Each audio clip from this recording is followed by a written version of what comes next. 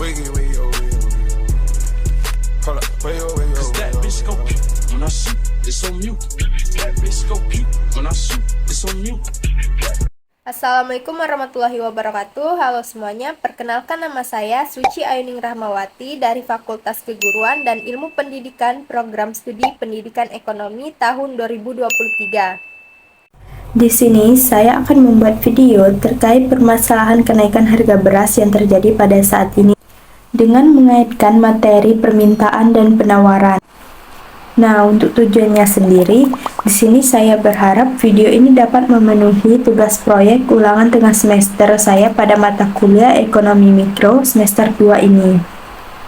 Dan juga, tujuan dari pembuatan video ini saya berharap dapat memberikan dampak yang positif kepada teman-teman semua. Pada dasarnya, permintaan dan penawaran itu dilihat dari segi konsumen dan produsen. Untuk permintaan itu dilihat dari sisi konsumen, di mana artinya semakin tinggi harga barang, maka semakin rendah juga permintaan suatu barang tersebut. Semakin rendah harga barang, semakin tinggi permintaan barang tersebut. Sedangkan untuk penawaran sendiri dilihat dari sisi produsen, yang artinya semakin tinggi harga, maka semakin banyak pula produk yang ingin ditawarkan. Begitu juga sebaliknya, semakin rendah harganya, maka semakin sedikit juga produk yang ditawarkan. Faktor penentu permintaan sendiri ada banyak sekali. Di sini saya akan menyebutkan beberapa. Yang pertama, harga barang itu sendiri. Yang kedua, harga barang lain yang berkaitan erat dengan barang tersebut. Yang ketiga, corak distribusi pendapatan masyarakat.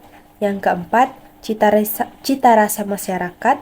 Yang kelima, jumlah penduduk. Dan yang terakhir, ramalan mengenai keadaan di masa yang datang. Sedangkan faktor penentu penawarannya ada harga barang itu sendiri, harga barang lain yang berkaitan erat dengan barang tersebut, biaya produksi, tujuan-tujuan operasi perusahaan, dan terakhir tingkat teknologi yang digunakan. Sebelum itu, mari kita saksikan video berikut ini. Harga beras di pasar tradisional Klender merangkak naik. Menurut pedagang, kenaikan harga beras mulai terasa sejak November 2023 hingga kini.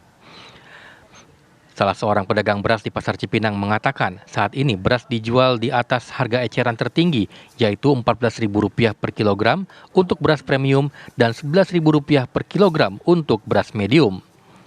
Namun faktanya, beras dijual dengan harga Rp15.000 hingga Rp16.000 per kilogram. Seperti yang sudah saya katakan di awal dan juga sudah kita tonton video tadi, di sini saya memilih permasalahan yang sedang marak terjadi, yaitu kenaikan harga beras. Setelah video berita tadi, di sini saya akan mewawancarai ibu saya selaku konsumen yang sering membeli beras. Apa tanggapan ibu sebagai konsumen tentang harga beras yang naik? Saya sangat merasa terbebani sebagai ibu rumah tangga karena beras naik otomatis akan menambah anggaran setiap bulan. Nah, strategi macam apa yang ibu lakukan untuk ketika beras naik? Ketika beras naik ini saya membeli secukupnya. Jadi kalau istilahnya mau dia dibutuhkan membeli secukupnya saja. Yang terakhir, harapan ibu kepada pemerintah untuk kedepannya? Saya sangat berharap kepada pemerintah supaya seluruh kebutuhan pokok terutama beras ini bisa stabil, terjangkau. Hanya itu saja. Terima kasih. Oke. Kenaikan harga beras dapat menyebabkan dampak yang signifikan terhadap permintaan dan juga penawaran. Berikut beberapa kaitan antara kenaikan harga beras dengan permintaan dan penawaran.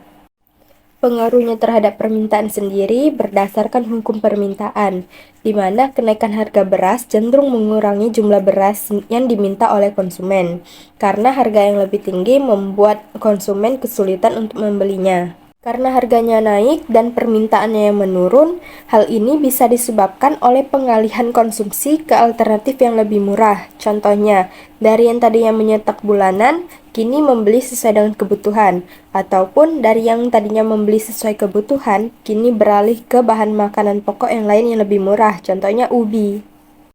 Di sisi lain, dalam beberapa kasus yang saya baca, kenaikan harga beras mungkin tidak mempengaruhi jumlah permintaan secara signifikan, disebabkan beberapa orang menganggap bahwa beras itu merupakan kebutuhan bahan pokok yang tidak dapat digantikan.